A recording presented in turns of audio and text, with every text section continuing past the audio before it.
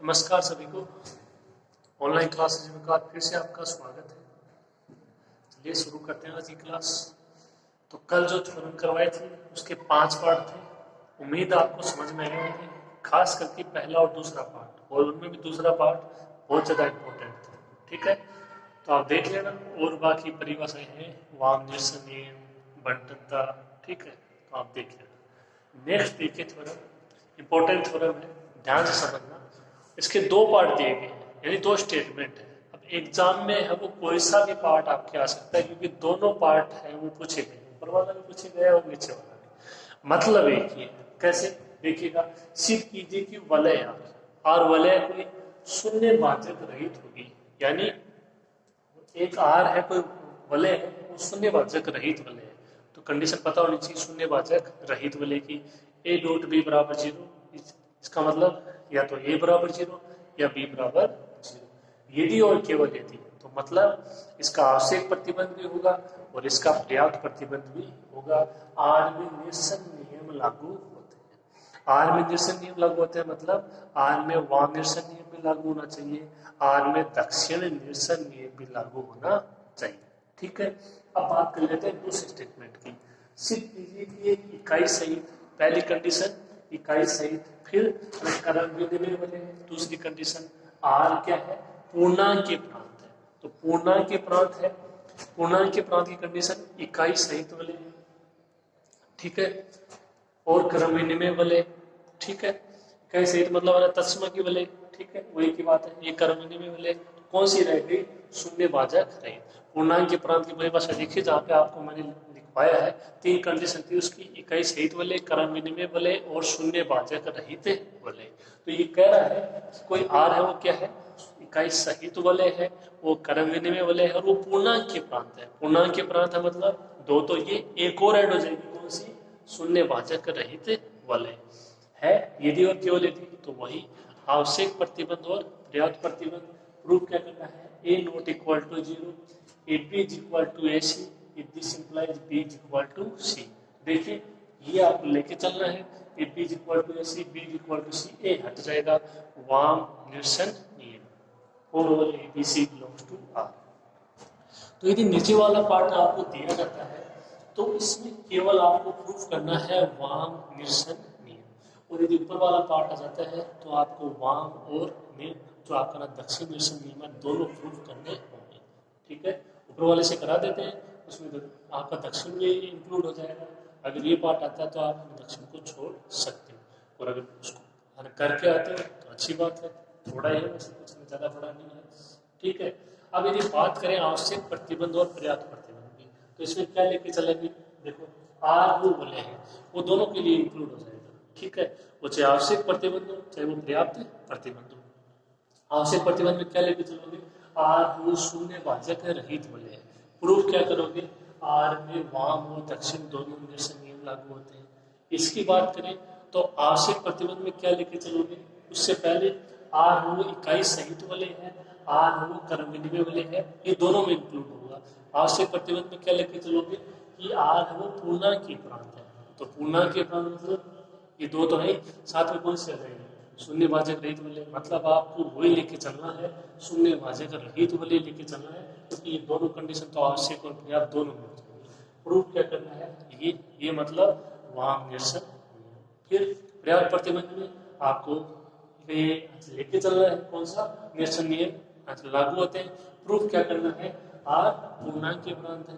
पूर्णांक के प्रांत मतलब आपको दिखाना है कि इकाई सहित दिया हुआ है, क्रम में दिया हुआ है, तो क्या बचा, शून्य भाजक रहित। ये इसमें आप इसमें ये लेके चलोगे, आर में निरसन नियम लागू होते हैं। प्रूफ क्या करना है, आर शून्य भाजक रहित होते हैं। तो आपके समझ में आ गया होगा कि जो इसके 2 स्टेटमेंट दिए गए हैं, दोनों का मतलब है वो एक ही है। ठीक है, शून्य भाजक रहित लेके चलना है, आपको दिखाना है कि इसमें निरसन नियम लागू होते हैं, निरसन नियम लेके चलना है, और शून्य भाजक रहित प्रूव करना है। दोनों का मतलब एक ही। पूर्णांक के प्रांत की परिभाषा पता होनी चाहिए आपको। ओके, तो समझ में आ गया होगा क्या लेके चलना है, क्या प्रूव करना है, परिभाषा पता होनी चाहिए। ठीक है, देखिए शुरू करते हैं।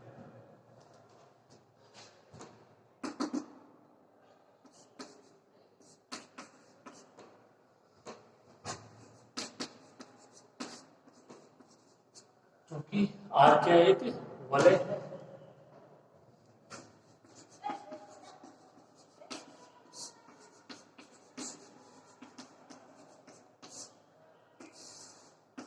आवश्यक प्रतिबिंब, आवश्यक प्रतिबिंब क्या लिखते चलेंगे, आर है वो शून्य वाचक रहित वलय है।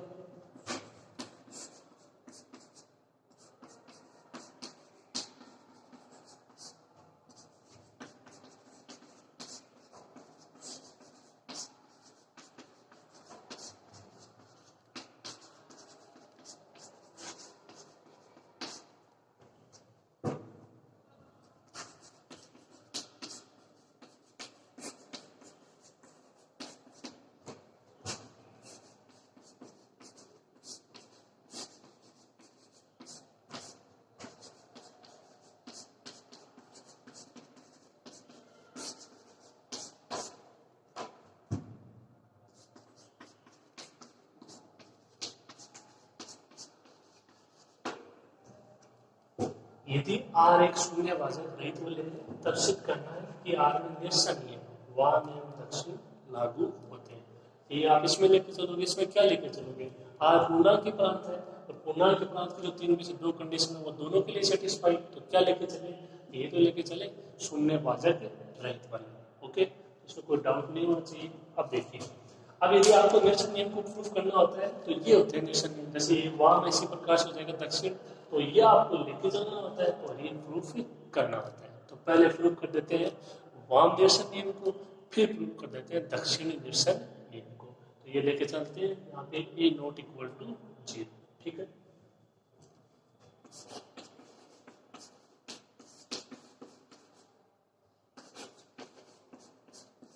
For all A, B, C belongs to R and A not equal to 0.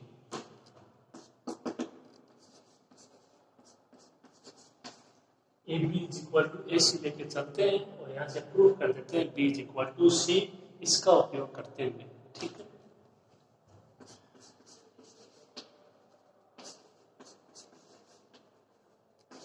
तो इसको ऐसे लिख दिया, एक ही बात है, A dot B is equal to A dot सी।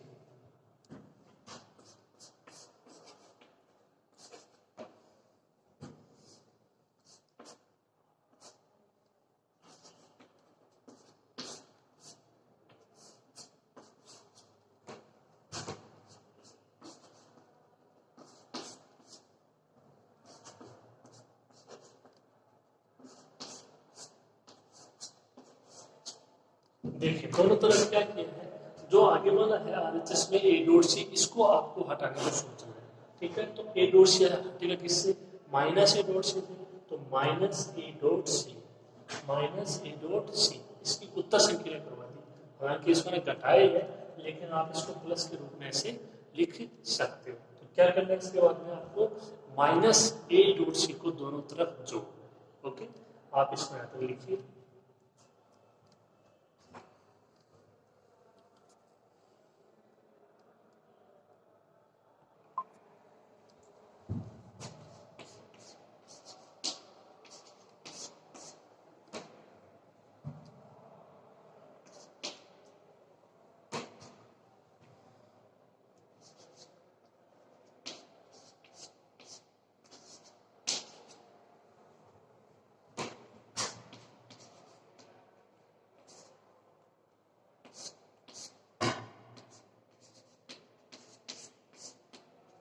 इसको तो देखो आप ऐसे लिख ही सकते हो, ठीक है।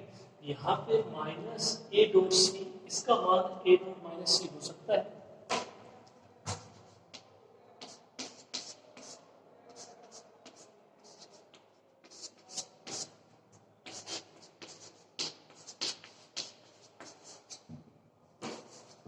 माइनस ए डॉट सी की जगह मैंने अप्लाई किया है ए डॉट माइनस सी, ठीक है। ये कल वाला जो आपको आपका प्रतिबंध था सेकंड, उसी का एक पार्ट आप देख सकते हो, जो सी है उसकी जगह वहां पे था बी, बस इतना था। तो A B C belongs to R है, तो अवयव चेंज कर सकते हैं, आर के प्रत्येक अवयव के लिए होगी वो कंडीशन, ओके। इसमें कोई डाउट नहीं होना चाहिए, इसकी जगह ये आप पे अप्लाई हो गया, इसका मान हो जाएगा 0।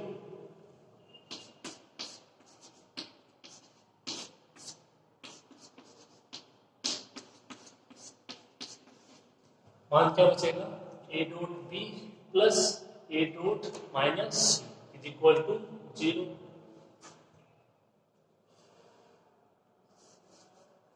इसको थोड़ा ऐसे लिख दीजिएगा। अब देखिए एक इस पद को देखिए, एक इस पद को देखिए, A dot B plus A dot minus C, तो इसको क्या लिख सकते हो आगे,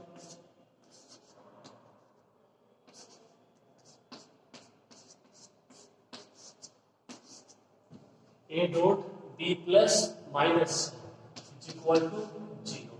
क्या अप्लाई हुआ इसमें,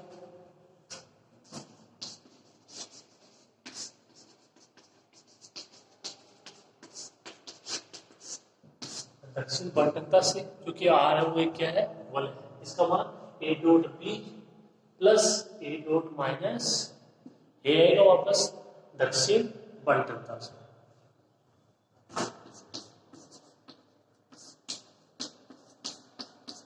या इसको क्या लिख सकते हो, A dot B minus C is equal to 0। अब देखो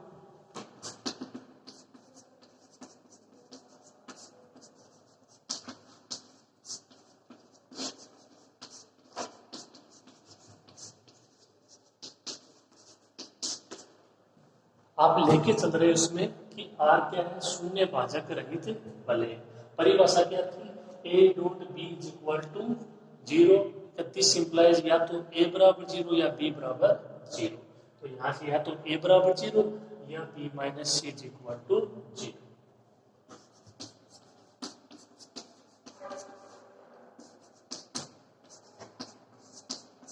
या तो ए बराबर 0 या B minus C is equal to 0। इस कंडीशन से, ये दो कंडीशन लिखी है, इसकी परिभाषा से शून्य भाजक रहित वलय की परिभाषा से। ओके, लेकिन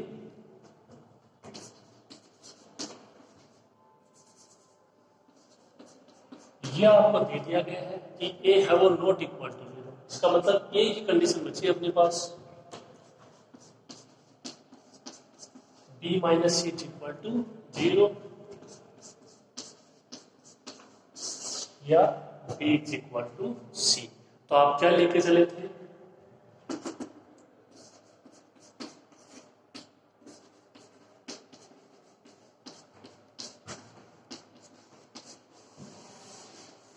ए not equal to 0, A B is equal to A C लेके चले थे, बी बराबर सी प्रूव कर दिया। इसका मतलब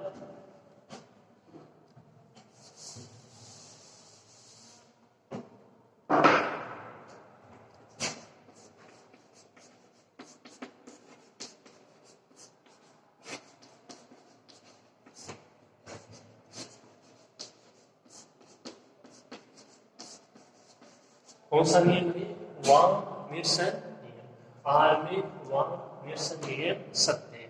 इसी प्रकार हो जाएगा आर में दक्षिण निरसन नियम सत्य। ठीक है, इसमें थोड़ा सा चेंज करना होगा, देख लीजिए आप कहाँ पे चेंज करना है, आप नोट करो यहाँ तक।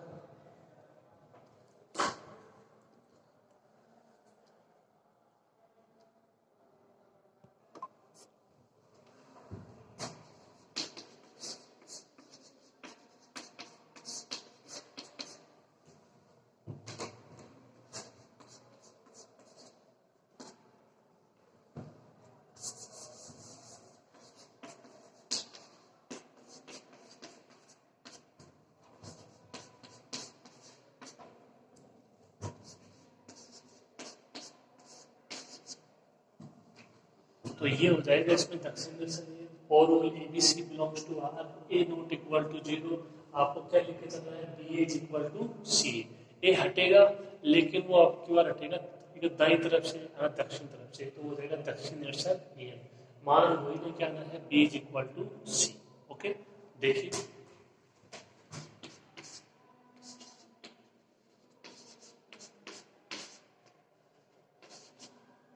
इसको भी इसी प्रकार लिख दिया, B dot A is equal to C dot A. ठीक है, अब सेम उसी की तरह कीजिए, वहां पे हटाया था ए डॉट सी को, अब की बार हटा देंगे सी डॉट ए को। सी डॉट ए किससे हटेगा, माइनस सी डॉट ए से। ठीक है, देखिए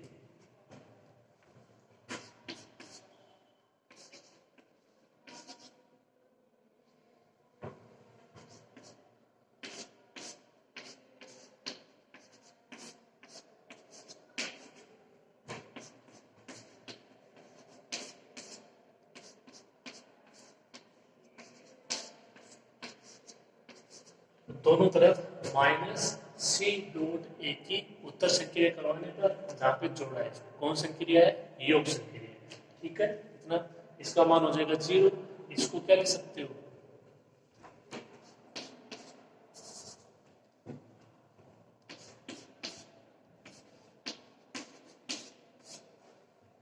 देखो इससे पहले वाले में क्या था अपने पास माइनस ए डॉट सी था यहाँ पे और उसको आपने क्या लिखा ए डॉट माइनस सी तो बी माइनस सी का पद प्राप्त हो गया। अब यहाँ से भी चाहिए बी माइनस सी का पद। ठीक है, इसको यहाँ पे क्या लिखोगे minus C dot A minus C dot A B dot A है। ठीक है,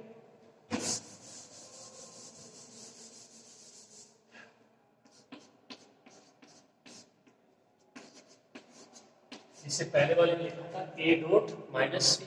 ठीक है, इसका मान हो जाएगा 0।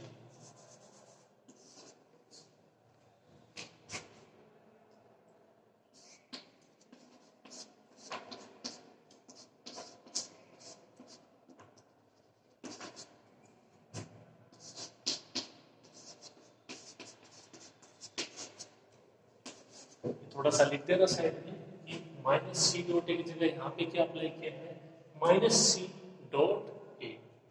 आगे देखिए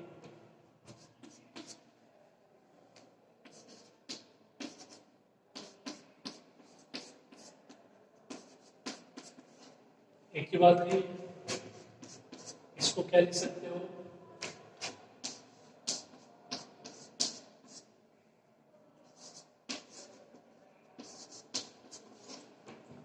B plus minus C dot A is equal to 0।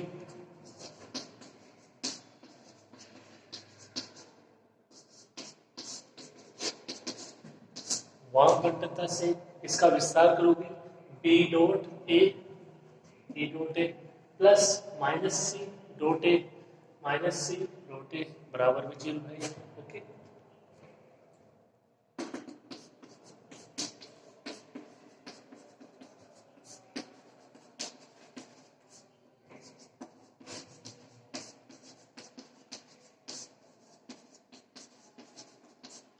क्या दिया गया है आर है वो एक शून्य भाजक नहीं तुल्य है या तो आप थोड़ा सा और इसको लिख सकते हो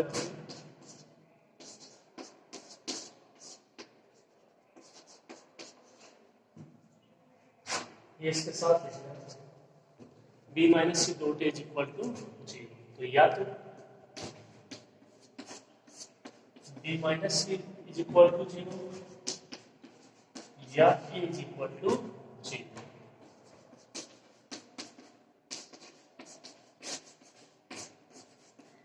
लेकिन ए नॉट इक्वल टू 0 आपको दिया गया है तब B minus C is equal to 0 क्या आ गया बी बराबर सी।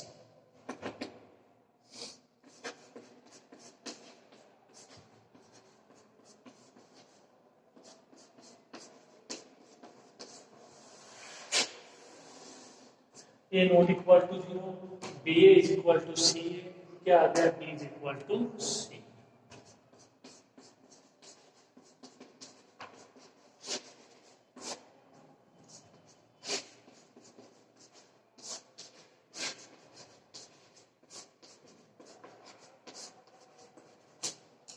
आर में दक्षिण निसंनियम सत्य। ठीक है, तो सिंपल है देखो अगर एक बार हो जाता है तो दूसरा भी आसानी से हो जाएगा, थोड़ा सा आपको परिवर्तन करना है। ओके, इसको कर लीजिए। ये था आपका आवश्यक प्रतिबंध, अब है पर्याप्त प्रतिबंध। ठीक है, आप यहां तक इसको लिखिए।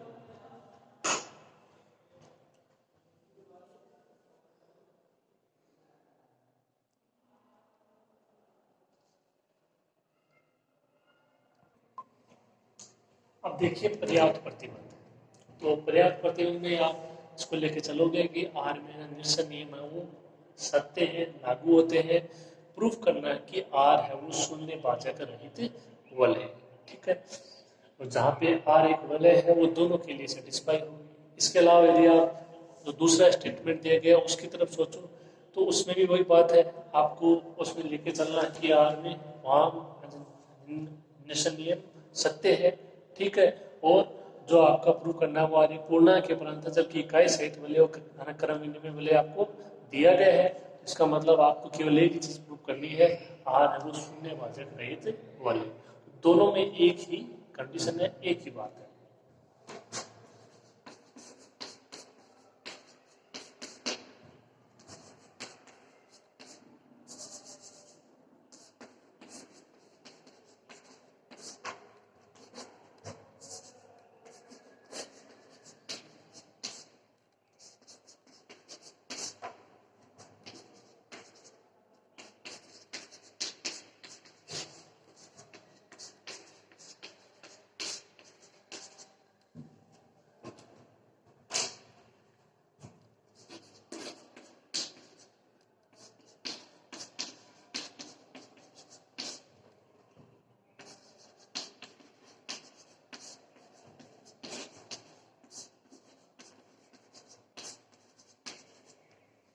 तो आर में निश्चय नियम सत्य है।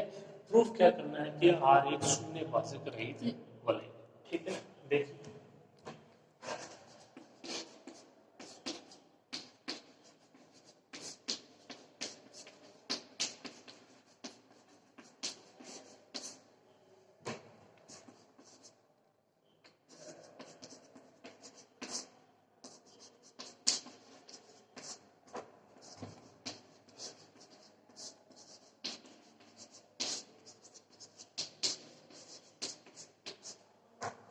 तो इसको प्रूफ करेंगे कॉन्ट्राडिक्शन मेथड से, विरोधाभास विधि से।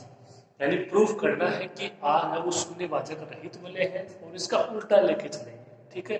और कुछ ऐसी कंडीशन आ जाएगी जो कि सत्य नहीं है, ठीक है, जो आप लेके चल रहे हो उसके अकॉर्डिंग नहीं है, ठीक है। तो इसका मतलब जो लेके चल रहे हैं वो गलत है, वो तो प्रूफ कर चुके हैं। तो देखिए यदि संभव हो तो माना कि आर एक शून्य भाजक सहित वलय, आपने क्या लिया है, सहित वलय लिया है। और प्रूफ क्या करना है, शून्य भाजक रहित वलय। हो गई ना इसकी विपरीत कंडीशन। अब शून्य भाजक जो सहित वलय है उसकी कंडीशन पता होनी चाहिए, उसको अप्लाई करते हैं, थोड़ा हल करते हैं, देखते हैं कि जो ले रहे हैं उसके अकॉर्डिंग कंडीशन आ रही है या नहीं। ओके, तो इसको कौन सी विधि से प्रूव करेंगे, इसको प्रूव करेंगे विरोधाभास विधि से, ठीक है। तो उसमें विपरीत आपको लेके चलना है। प्रूफ क्या करना है, आर एक शून्य भाजक रहित वलय है, तो अपन ले लेंगे आर एक शून्य भाजक सहित वलय। ओके, देखिए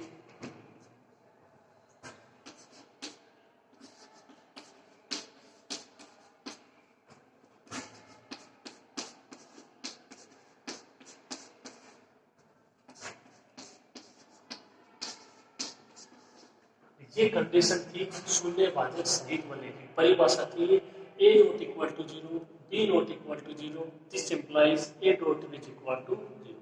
दो तीन आपको इसके एग्जांपल भी करवाया था, अगर याद हो तो आपको, ठीक है। तो मेरे हिसाब से इसमें कोई दिक्कत आपके नहीं होनी चाहिए। इसको आप एक बार समीकरण दे सकते हो, A dot B is equal to zero. Okay,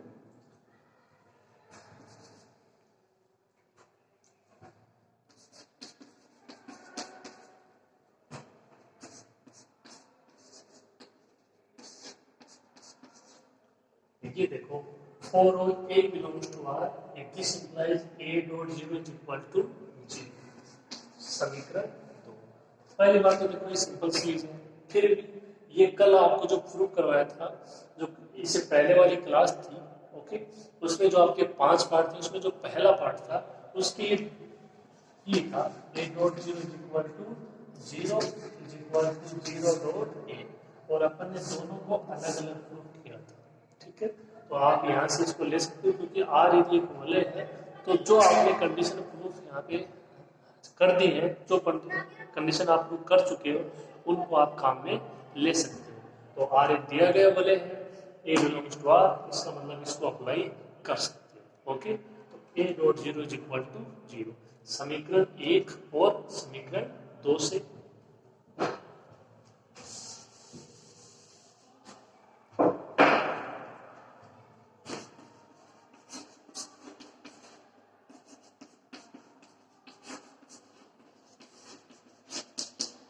समीकरण 1 और समीकरण 2 से क्या लिख सकते हो? देखो a dot b is equal to 0 और a dot 0 is equal to 0। RHS अगर दोनों की सेम है तो LHS भी क्या हो जाएगी? दोनों की सेम।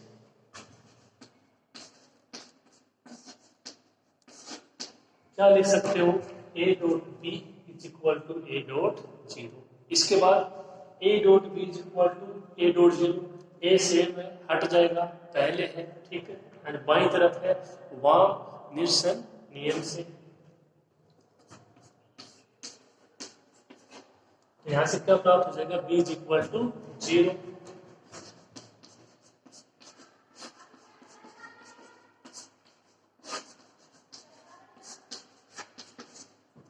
वाम निरसन नियम से। तो यहाँ पे दोनों स्टेटमेंट देखो काम में आ सकते हैं। अगर आप उसके नीचे वाले की बात करते हो पूर्णांक के प्रांत की, तो उसमें आपको केवल काम में लेना है वाम निरसन नियम। तो अपन वाम निरसन नियम में काम ले रहे हैं। और यदि ऊपर वाले स्टेटमेंट तो उसमें तो वाम दक्षिण कोई सा भी लो, ठीक है, तो कोई दिक्कत नहीं आनी चाहिए इसमें। जो आपके स्टेटमेंट है वो दोनों एक ही है, ठीक है। तो यहाँ से क्या आ गया? b is equal to 0।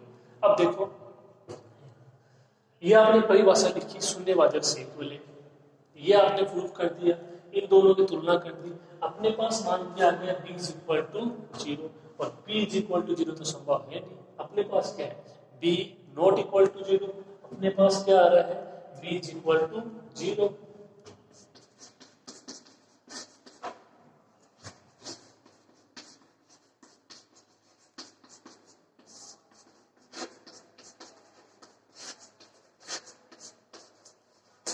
जो कि विरोधाभास की स्थिति है, क्योंकि ये तो आना ही नहीं चाहिए था और ये आगे अपना, ठीक है, क्योंकि अपन आइडिया शून्यवाचक सहित ये आर वलय है, तब तो क्या होना चाहिए था? B not equal to 0।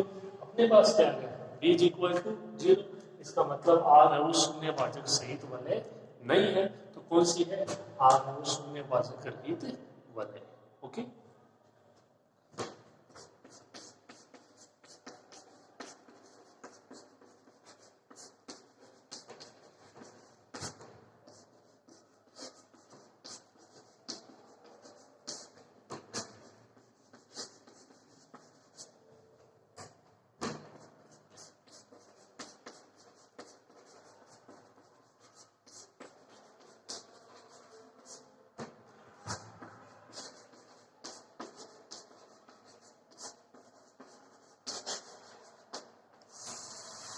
Are एक शून्यवाचक सहित वलय नहीं है।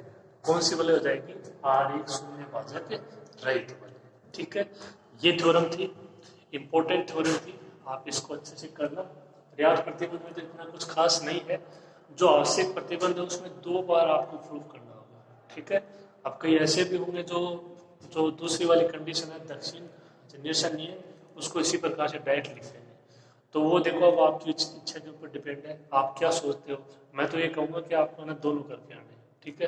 अगर समझ में आ गया तो हो जाना चाहिए, ऐसी कोई दिक्कत नहीं है। फिर भी आप आपके ऊपर डिपेंड है कि आप क्या करते हो। मैंने आपको दोनों करवा दिए और दोनों ही करने हैं, ओके। तो ये था इसका आवश्यक प्रतिबंध और पर्याप्त प्रतिबंध। तो देखो यहाँ पे सिंपल सी चीज यही है कि सबसे पहले जो थ्योरम दी गई उसकी लैंग्वेज को समझने की कोशिश कीजिए, क्या दिया गया है, क्या आपको प्रूव करना है, बस। तो जो दिया गया उसकी परिभाषा पता होनी चाहिए।